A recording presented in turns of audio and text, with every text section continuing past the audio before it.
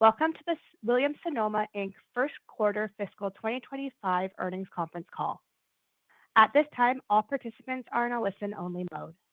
A question-and-answer session will follow the conclusion of the prepared remarks. I would now like to turn the call over to Jeremy Brooks, Chief Accounting Officer and Head of Investor Relations. Please go ahead.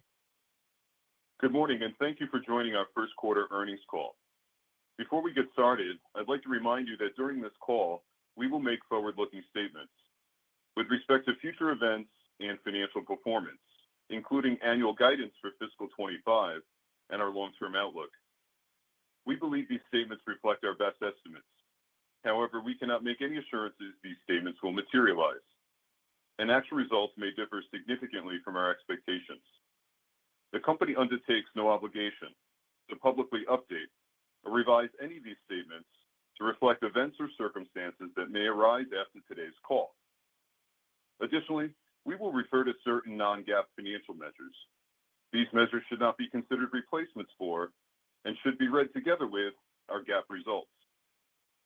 Also, with respect to year-over-year comparisons for the first quarter, we will make reference to our Q1 results last year, both with and without a benefit of $49 million, related to an out-of-period adjustment we recorded last year. We believe providing these disclosures is useful to understanding our quarterly financial results. This call should also be considered in conjunction with our filings with the SEC.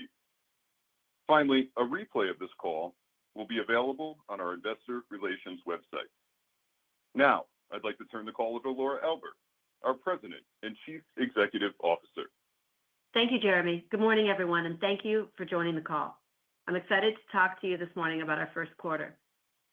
Before we get into our results, I want to take a minute to recognize our team for their contributions. Their passion, dedication, and talent continue to drive our results.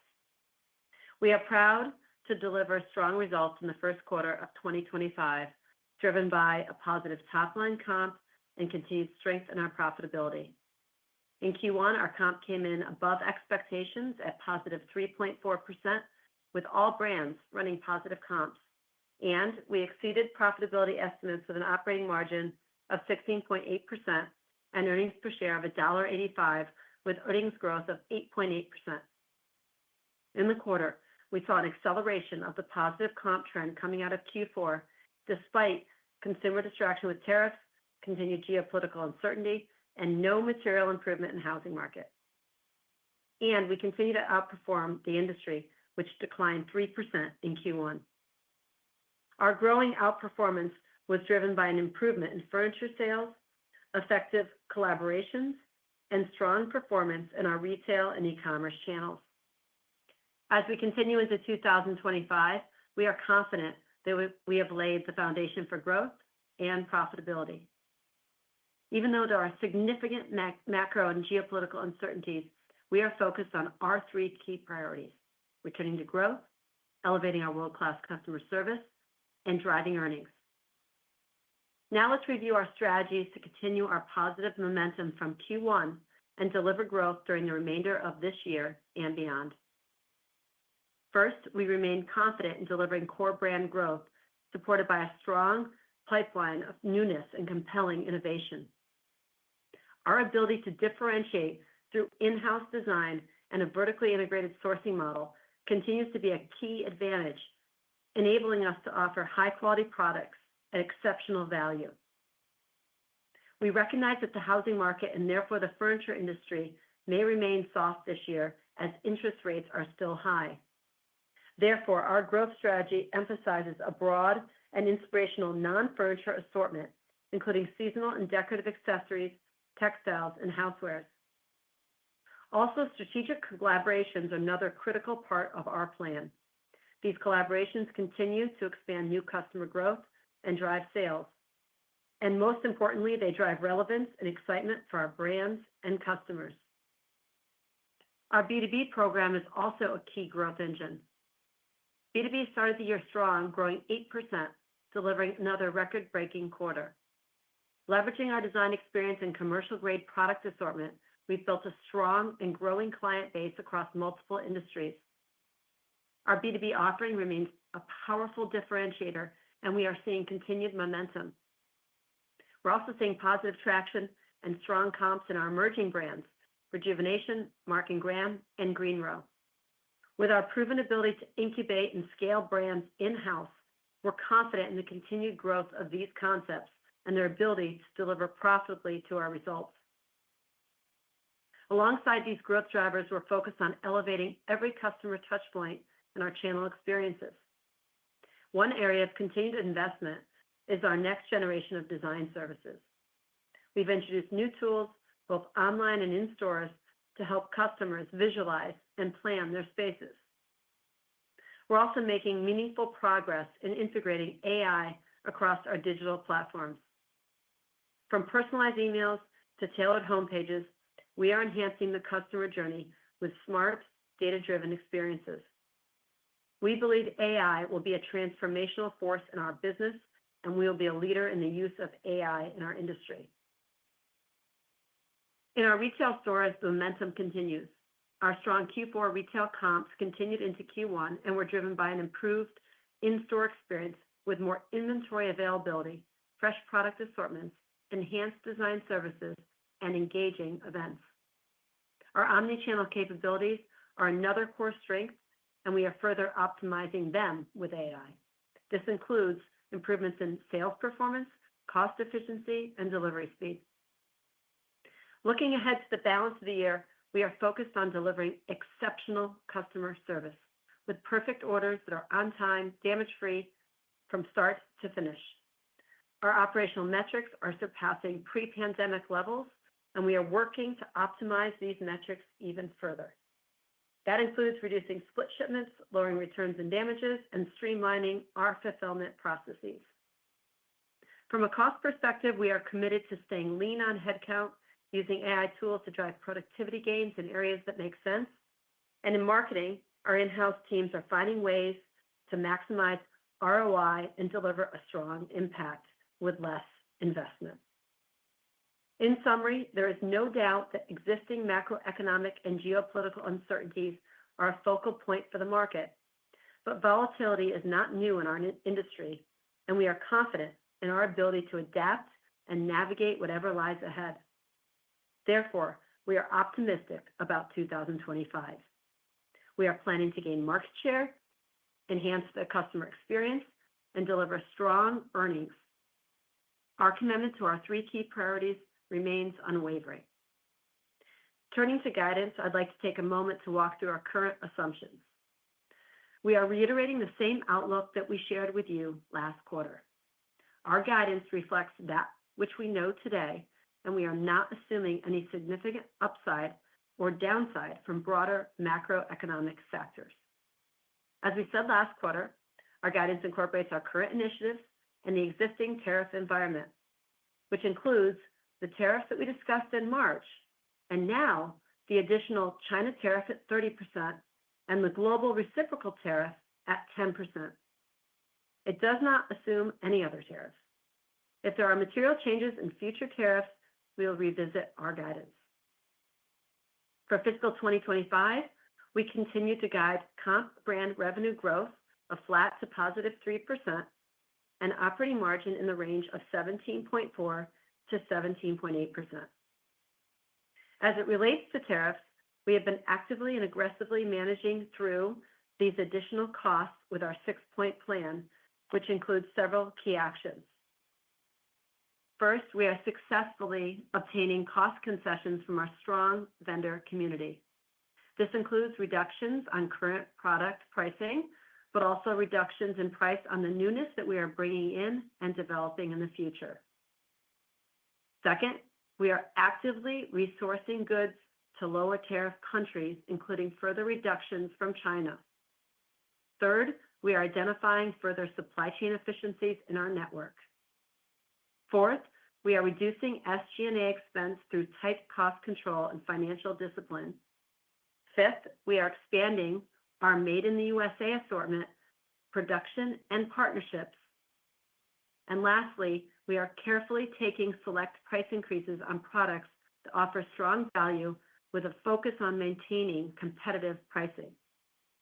We believe the six-point plan will allow us to absorb the additional tariffs since we last spoke and yet still reiterate our annual guidance today.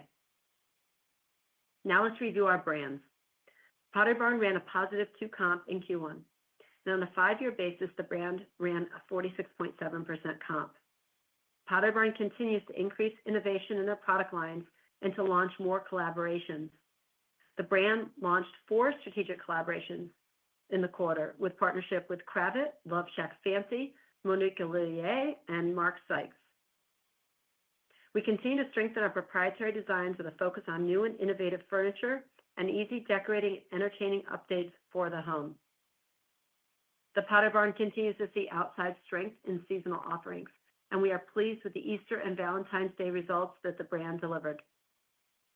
We believe we are well positioned for the balance of 2025 due to increased newness, exciting brand collaborations, focus on seasonal decorating and entertaining, and strong design services. Now I'd like to talk to you about our Pottery Barn children's business, which ran a 3.8% comp in Q1, representing the 5th straight quarter of positive comps. And on a 5-year basis, Pottery Barn Kids and Teen together ran 27.8% comp. These life stage businesses continue to show resilience in a tough macro environment. Newness in product introductions from baby to dorm was a key lever in the quarter and drove most of the growth. Customers are responding to newsworthy introductions, from our latest collection of modern baby to our best ever Easter baskets and decor, and our expanded offering in dorm.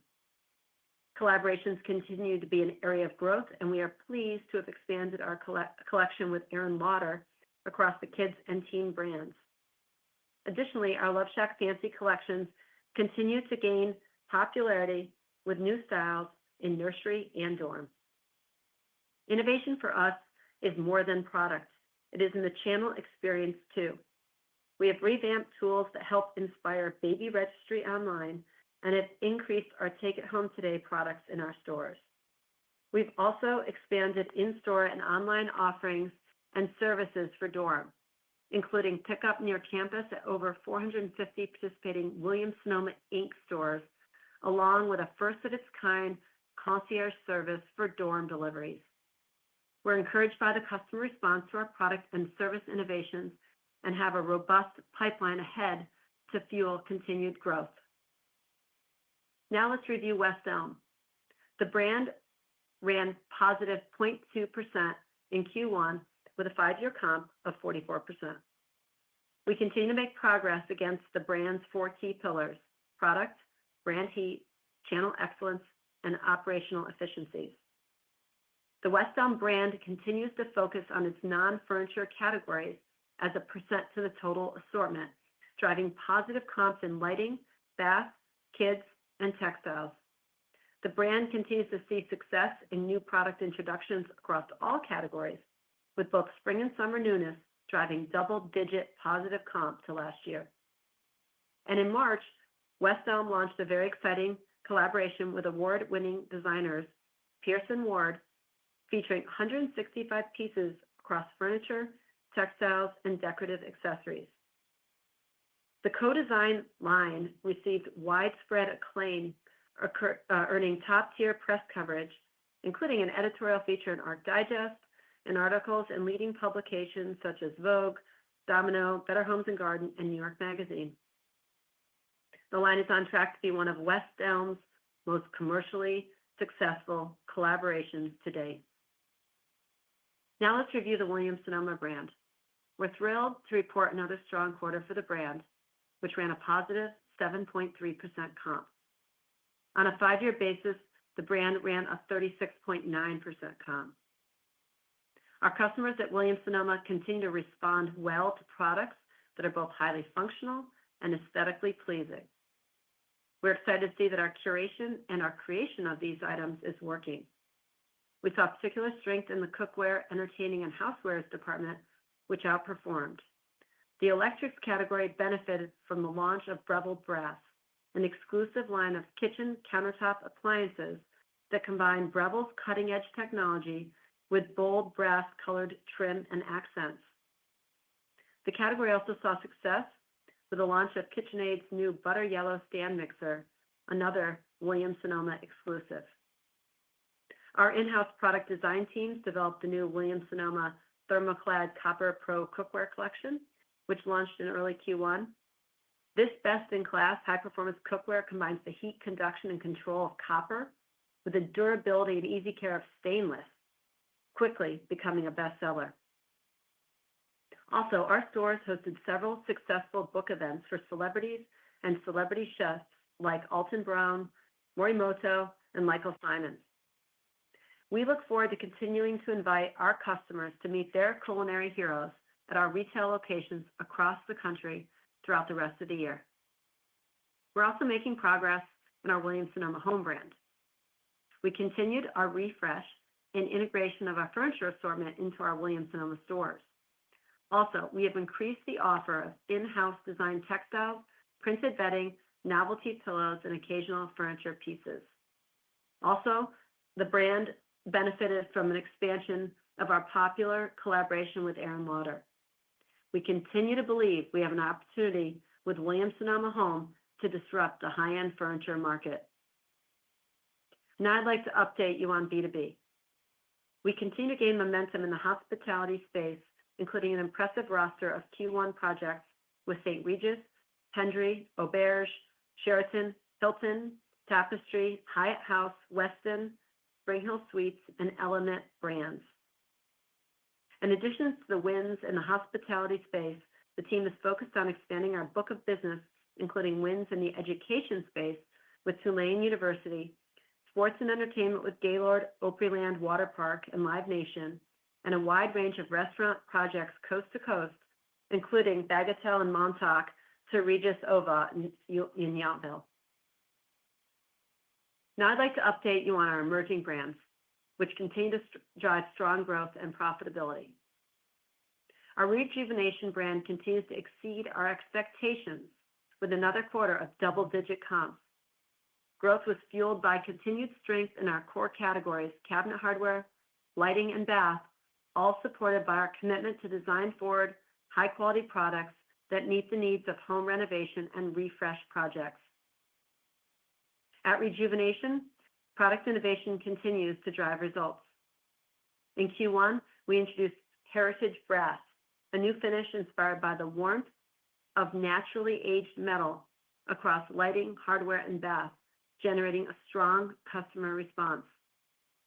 We also expanded into new categories, including closet hardware and outdoor pillows, while vanities and seasonal textiles delivered double-digit comps.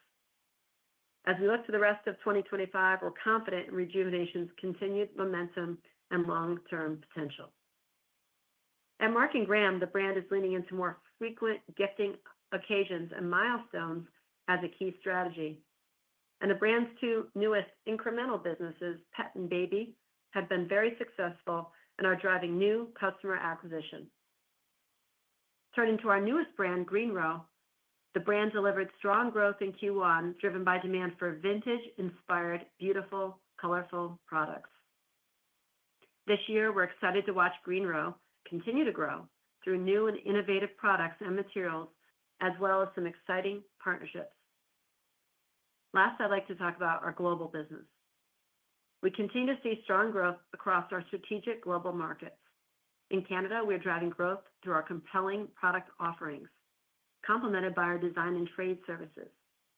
In Mexico, we are expanding our footprint with 4 new store openings this quarter: West Elm in Puerto Vallarta and Pottery Barn Kids in West Elm in Metepec. We're also seeing continued growth across both existing retail and e-commerce channels. Our UK business is gaining momentum, particularly in the trade segment, and we're excited to have announced the upcoming launch of the Pottery Barn brand this fall online. In summary, we are proud of our strong execution and outperformance in the first quarter. There's no doubt that uncertainty is top of mind for all of us, but we at Williams-Sonoma Inc. have been and will continue to be focused on our industry-leading channel experiences and our cultivation of a strong portfolio of brands. We are a house of innovation, fueling a product development machine that positions us as an industry leader with strong financial results. With our focus on our 3 key priorities, returning to growth, enhancing our world-class customer service, and driving earnings, we are set up well to continue executing in 2025. Before I hand it over to Jeff, I also want to take a minute to thank you again, our associates, but also to thank our vendors and our shareholders whose partnerships are very much appreciated. And with that, I will turn it over to Jeff to walk you through the numbers and our outlook in more detail. Thank you, Laura, and good morning, everyone. We are proud to have delivered Q1 results exceeding expectations on both the top and bottom lines. Our results reflect the three key priorities we outlined for 2025. First, returning to growth. Our top line accelerated to a positive 3.4% comp in Q1, driven by innovation and newness across our core brands, double-digit comps in our emerging brands, and strong growth in business-to-business. Second, elevating our world-class customer service. Our supply chain team yet again produced efficiencies and, most importantly, improved customer service. And third, our focus on driving earnings. We tightly managed SG&A to deliver strong operating margin and EPS growth. Our results this quarter demonstrate the flexibility, strength, and durability of our operating model to drive market share gains and deliver highly profitable earnings in almost any environment. Now, let's dive into the numbers. I'll start with our Q1 results and then touch on guidance for 25. Q1 net revenues finished at $1.73 billion, at a positive 3.4% comp, with all brands delivering positive comps in the quarter. Our revenue comps came in above the high end of our expectations, driven by positive comps in our furniture business and continued strength in our non-furniture categories. With the home furnishings industry contracting approximately 3% in Q1, we gained market share, even as we maintained our penetration of full-price selling. From a channel perspective, both the retail and e-commerce channels delivered positive comps, with retail up 6.2% comp and e-commerce up 2.1% comp. As we move down the income statement to gross margin, I'd like to remind everyone that last year in the first quarter of fiscal year 24, we recorded a $49 million out-of-period adjustment related to prior year's freight accruals. This benefited margin results by approximately 300 basis points in Q1 24. Q1 25's gross margin of 44.3% was 360 basis points lower than last year when including last year's 300 basis point out-of-period adjustment. Without last year's out-of-period adjustment, our gross margin was 60 basis points lower than last year. There were three main drivers behind the 60 basis point decline: merchandise margins, supply chain efficiencies, and occupancy. First, merchandise margins declined 220 basis points due to higher year-over-year input costs, including higher ocean freight and tariff mitigation costs. Second, supply chain efficiencies delivered 120 basis points of savings in Q1. We continued to realize expense savings across manufacturing, warehousing, and delivery from our focus on customer experience and efficiency. Key metrics, including returns, accommodations, damages, replacements, and outbound shipping expense, continued to improve year over year. And third, occupancy costs were essentially flat year over year in dollars and leveraged 40 basis points from our revenue growth. Overall, our gross margin this quarter was in line with our expectations. Turning now to SG&A.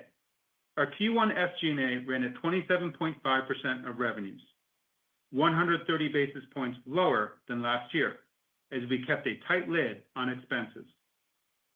Employment expense leveraged 60 basis points due to higher revenues and lower incentive compensation. Q1 advertising expense was 60 basis points lower year over year. Our in-house marketing team is finding ways to drive more with less spend and is delivering a strong impact while leveraging ad cost. Moving to the bottom line, we delivered earnings exceeding expectations. Including last year's 300 basis point out-of-period adjustment, Q1's operating margin of 16.8% came in 230 basis points below last year, with EPS of $1.85, 14 cents lower than last year. Without last year's out-of-period adjustment, Q1's 16.8% operating margin finished 70 basis points higher than last year, with earnings per share of 8.8% year over year. On the balance sheet, we ended the quarter with a cash balance of $1 billion, with no outstanding debt. This was after we invested $58 million in capital expenditures, supporting our long-term growth, and returned $165 million to our shareholders through share repurchases and quarterly dividends. Merchandise inventories stood at $1.3 billion, up 10% to last year. Included in our inventory levels is a strategic pull forward of receipts to reduce the potential impact of higher tariffs in fiscal year 25. Without this pull forward, our inventory levels would have been materially in line with revenue growth. Summing up our Q1 results, we've once again delivered strong earnings for our shareholders. I'd like to thank our talented, dedicated, and nimble team at Williams-Sonoma Inc. for delivering these outstanding results in a remarkably uncertain environment. Now, let's turn to our 25 outlook. First, some housekeeping. 2024 was a 53-week year for Williams-Sonoma Inc. In fiscal year 25, we will report comps on a 52-week versus 52-week comparable basis. All other year-over-year compares will be 52 weeks versus 53 weeks. The additional week contributed 150 basis points to revenue growth and 20 basis points to operating margin to full year 24 results. Additionally, in the first quarter of fiscal year 24, we recorded a $49 million out-of-period adjustment related to prior year's freight accruals. This benefited operating margin results by approximately 300 basis points in Q1 and 70 basis points for the full year. Our guidance for fiscal year 25 will use fiscal year 24 results without the out-of-period adjustment as a comparable basis. As we turn to guidance for fiscal year 25, our message is the same as last quarter. The tariff policy and macroeconomic environment is uncertain. Our focus is on what we can control, executing our three key priorities: returning to growth, elevating our world-class customer service, and driving earnings. We're confident in our growth strategies, and we see opportunity to drive earnings from additional supply chain efficiencies and savings across SG&A. Our guidance assumes no meaningful changes in the macroeconomic environment or interest rates or housing turnover. As a result, we are reiterating our guidance for fiscal year 25. We expect 2025 net revenue comps to be in the range of flat to positive 3%, with total net revenues in the range of down 1.5% to positive 1.5% due to the 53rd week impact from 24. We anticipate operating margins will be between 17.4% and 17.8%, which is materially flat, excluding the 20 basis points impact from the 53rd week in fiscal year 24. Regarding tariffs, we are reiterating our guidance even with absorbing incremental costs from the existing tariff environment. These costs include the new tariffs on China of 30% and the reciprocal tariffs of 10%, along with the tariffs we spoke about in March, including the 25% tariff on steel and aluminum and the 25% tariffs on Mexico and Canada. It does not assume any other tariffs. The strength of our operating model combined with our 6-point tariff mitigation plan, enables us to maintain our guidance despite the addition of the reciprocal tariffs. Our guidance reflects our best estimates of the tariff impact based upon the tariff outlook as of this call. The current tariff policy is uncertain and has been subject to multiple surprises and revisions. If tariff policy changes, we may need to revisit our guidance estimates. Turning now to capital allocation. Our plans for 25 prioritize funding our business operations and investing in long-term growth.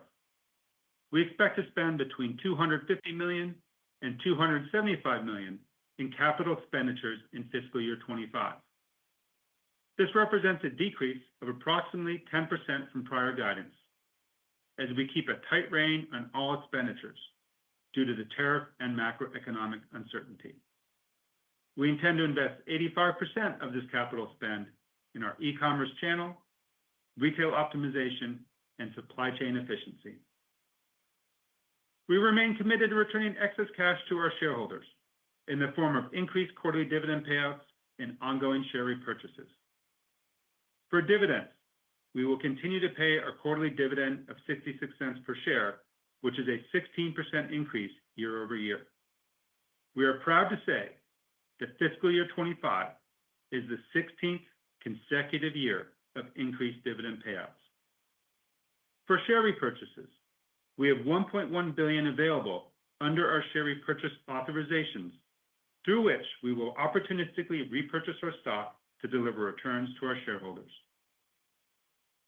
Looking further into the future beyond 25, we are reiterating our long-term guidance of mid to high single-digit revenue growth with operating margins in the mid to high teens. Wrapping up Laura's and my comments, we're proud to have delivered another quarter of strong results for our shareholders that exceeded expectations. While tariff policy has produced uncertainty, we are encouraged by the momentum we see in our business. Our focus remains on our 3 key priorities: returning to growth, elevating our world-class customer service, and driving earnings. We are confident we will continue to outperform our peers and deliver shareholder growth for these 5 reasons that I've articulated before. Our ability to gain market share in the fragmented home furnishings industry, the strength of our in-house proprietary design, the competitive advantage of our digital-first, but not digital-only channel strategy, the ongoing strength of our growth initiatives, and the resilience of our fortress balance sheet. With that, I'll open the call for questions. If you would like to ask a question, please press star followed by the number 1 on your telephone keypad. In the interest of time, we ask that you please limit yourselves to 1 question and 1 follow-up. Thank you. Our first question comes from Brad Thomas from KeyBanc Capital Markets. Please go ahead. Your line is open. Hi, good morning, and congratulations on the strong quarter in a tough environment. I wanted to ask about merchandise margins, and I was hoping you could just address the decline from last year, and for one, just clarify that there has been no change in your high-level promotional strategy, and then perhaps talk a little bit more about how you think about promotions and clearance going forward. Thanks so much. Thanks, Brad. Thank you, Brad. Yeah, good morning. Let's zoom out and let's talk about MMU, but really gross margin as a whole, and I'll do that, and then I'll turn it over to Laura to talk about pricing.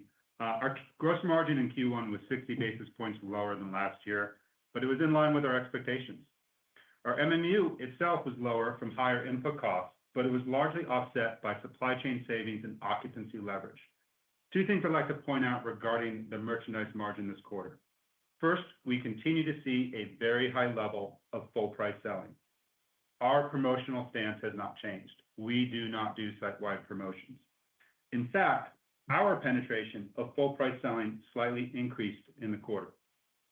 Second, our input costs were higher year over year from higher ocean freight and tariff mitigation costs. On ocean freight, we did not see a quarter-over-quarter increase in those costs. Q1 costs were basically the same as Q4, but what we were up against was lapping a very low period in Q1 of 24. On tariff mitigation costs, when the reciprocal tariffs were announced on 4/2, we took extremely aggressive action to get ahead of the tariff impact, and those actions impacted us in the quarter. We will start to see the impact of our 6-point mitigation plan later this year. Offsetting this merchandise margin pressure were supply chain efficiencies and occupancy leverage. Supply chain efficiencies delivered 120 basis points of savings in Q1. We continue to realize expense savings across manufacturing, warehousing, and delivery. As I mentioned in my prepared remarks, key metrics, including returns, accommodations, damages, replacements, and outbound shipping expense, continued to improve year over year. Occupancy costs of $198 million were essentially flat and leveraged 40 basis points from our revenue growth. Here's the key point, Brad. Our Q1 results are why we believe we will be able to withstand the margin pressure from the current tariff policy that's ahead of us, especially given that our 6-point tariff mitigation plan won't yield savings until future quarters. And it's why we are reiterating our guidance.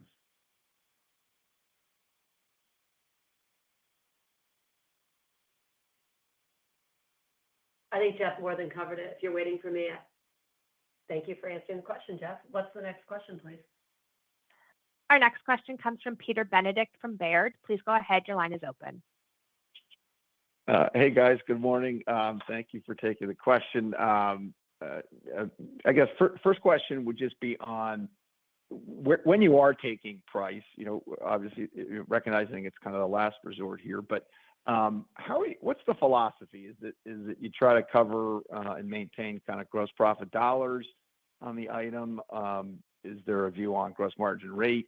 Just kind of trying to understand the philosophy when you and how you're going to deal with tariffs from a pricing perspective. That's my first question.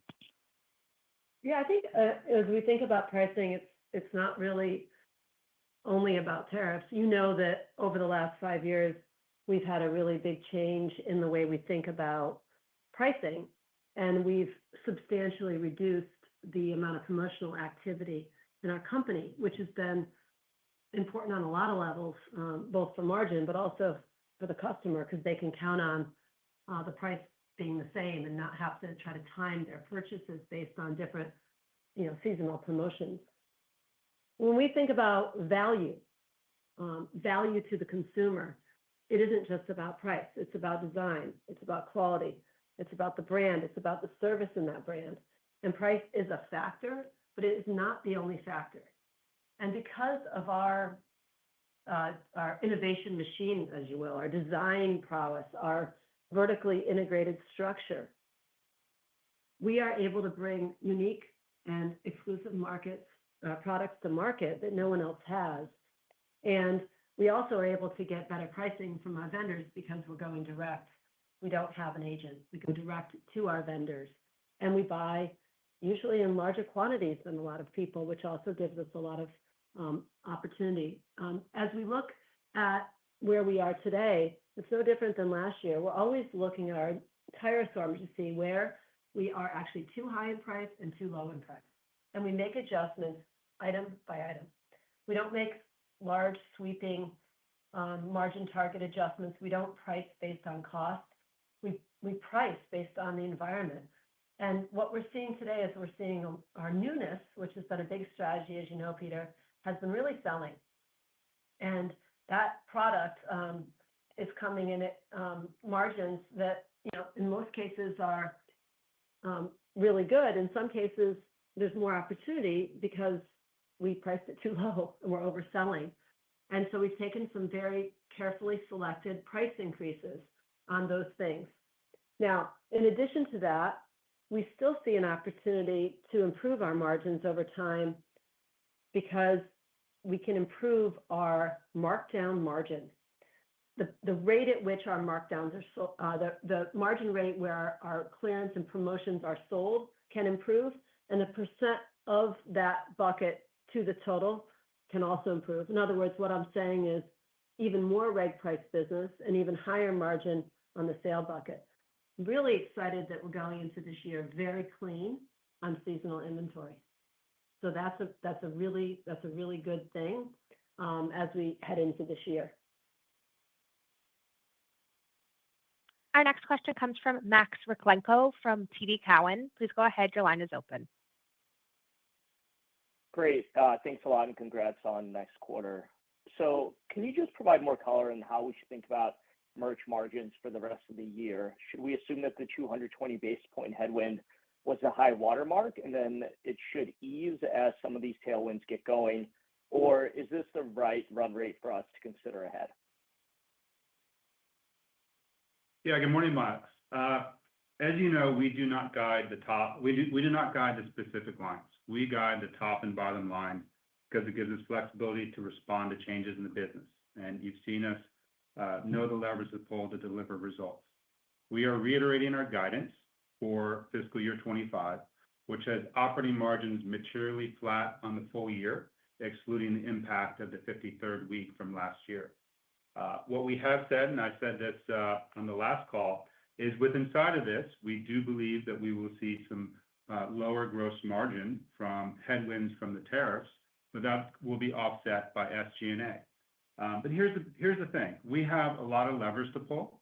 We have a very effective tariff mitigation plan, and we feel confident in our ability to be able to offset the tariff impact as we execute that plan, which is why we are reiterating guidance today, including absorbing the incremental tariffs from the last time we gave guidance in March. And that includes the 30% tariff on China and the 10% global reciprocal tariffs that now apply to almost every country across the globe. So given our Q1 results and how we were able to expand EBIT margins by 70 basis points, it's given us confidence in what we're seeing in the business that we believe we can maintain our guidance while absorbing these incremental tariff costs. Our next question comes from Jonathan Matuszewski from Jefferies. Please go ahead. Your line is open. Great. Good morning. Nice quarter, and thanks for taking my question. I was hoping if you could add some more context for how demand trended throughout the quarter.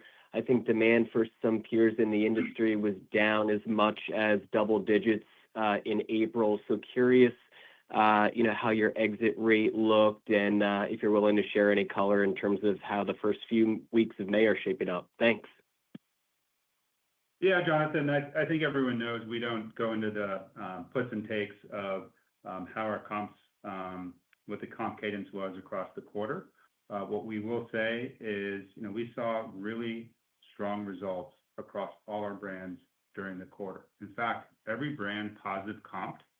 And a really important nugget is furniture comped for the first time since Q4 22, so the first time in 9 quarters. And what we're seeing is our consumer is responding to our products, our assortments, our marketing, and our strategies. And we are taking market share because of this positive consumer response. And there's a lot of headlines out there. There's a lot of uncertainty. But at Williams-Sonoma Inc., we're focused on what we can control, which is on executing our 3 key priorities, which is what is allowing us to deliver these excellent results and exceed expectations. Those 3 key priorities are, number 1, returning to growth, which you saw on the top line this quarter. Number 2, elevating our world-class customer service, which you saw through our we once again delivered supply chain efficiencies. And 3, driving earnings, which we can do by tightly managing SG&A. Our next question comes from Cristina Fernandez from Telsey Advisory Group. Please go ahead. Your line is open. Good morning and congratulations on the strong results. I wanted to see if you can talk about resourcing. So China was 23% of your goods last year.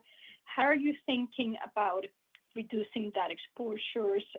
Is there any targets you have by year end or by next year? Can you share what that product's going? And do you expect any changes to your assortment as a result of resourcing? Yeah, thanks, Cristina. We've been very focused on being proactive and responding to changes in the trade environment forever. And, even before the tariffs, we'd already significantly reduced our China source goods from 50 to 23% over the last few years.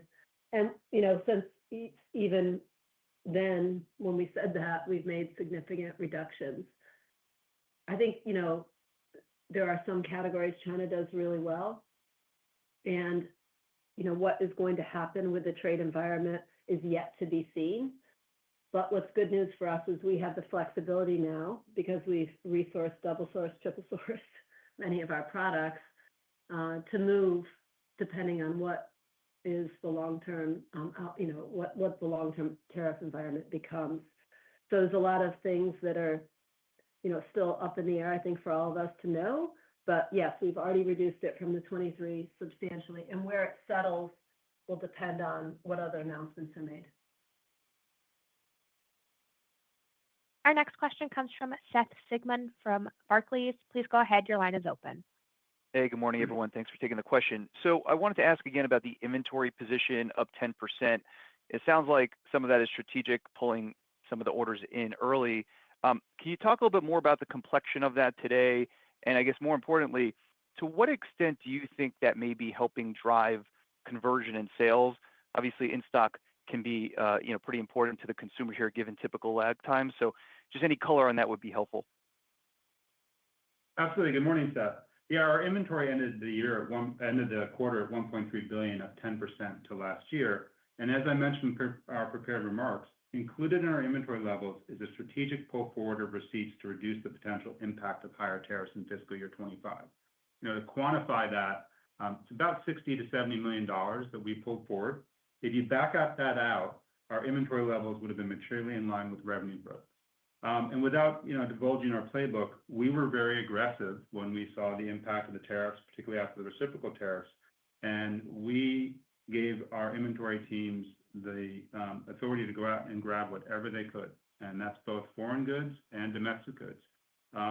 So what we could ship early and from overseas that had already been produced, but maybe we intended to flow later in the year, we brought in. And then domestically, where we could obtain goods, we aggressively pursued that. And we think that will give us a benefit later in the year as those goods are now on our books tariff-free. I think it's important to note, if you take a step back, even with this 10% increase, our inventory levels are only up 23% versus 2019, and our revenue growth is up 40% over that time. And I'll also point out to everyone that unlike the fashion brands, unlike apparel, unlike footwear, the majority of what we sell is core, not seasonal. So we don't have the same markdown risk as many other retailers. If sales go down, we can pull some levers elsewhere. But we think by pulling this forward, it will really help us over the year, help mitigate the tariffs. And it's almost, Laura and I were debating, it's almost at the 7th point to our tariff mitigation plan. So let me. Yeah, so just Seth, you nailed it. Being in stock is really important to the consumer right now. People don't want to wait. They don't have to wait. Our in-stocks are great. And even more importantly, our on-time deliveries are great. So when you have the right inventory in the right place, you're able to reduce costs. It's all part of the supply chain excellence that we're driving through the P&L that you see in the margin line is part of because the inventory is in much better shape and is in the right places, and we're able to deliver full orders. Customers are happy. In fact, the on-time numbers are at an all-time high right now, which is wonderful. That's a customer metric, but customer metrics are the most important metrics to us. On-time delivery is a key part. And then as it relates to in-store, we've been stocking more take-it-home today products in all of our brands, and it's driving substantial comp. So we're very pleased that that initiative, we thought it would work. It's working even better than expected. And, as we said earlier, at the same time, our regular price business is strong and our clearance inventory is low. So we're sitting in a good place from an inventory perspective as a summary. Our next question comes from Simeon Gutman from Morgan Stanley. Please go ahead. Your line is open. Hey, good morning, guys. Good quarter. I guess I'll make it two parts. The first, the shape of the year with comps, even before this quarter is 3-4. Did you expect it to improve throughout the year? That's the first question. And the second, tariff mitigation costs. Maybe paraphrase or try to interpret this. So you're paying higher today for product because of the tariff. Has that product sold, or it's just capitalized cost that's affecting the cost of goods base, and therefore, it actually doesn't get any worse from here, depending on where tariffs go? If you can just explain that. Thank you. Yeah, let's talk about our growth posture first and foremost. We've been working hard to strengthen our brands, incubate new brands, build our B2B business, drive our design services, improve our operations for customer service, all because we know that we need to grow. We want to grow, and our brands have incredible loyalty, and they are loved. And it's been, the hangover of the housing market that has hit the industry on furniture. This is the year that we have said our number one initiative is return to growth. Okay, we laid it out last year. We are here. We are driving positive comps, and that is everybody's focus. So there's a lot going on outside of our brands, but what we see is the customer is really responding to newness, innovation, collaborations, as I said, the experience. And I don't think there's many people doing what we're doing with the design quality value relationship.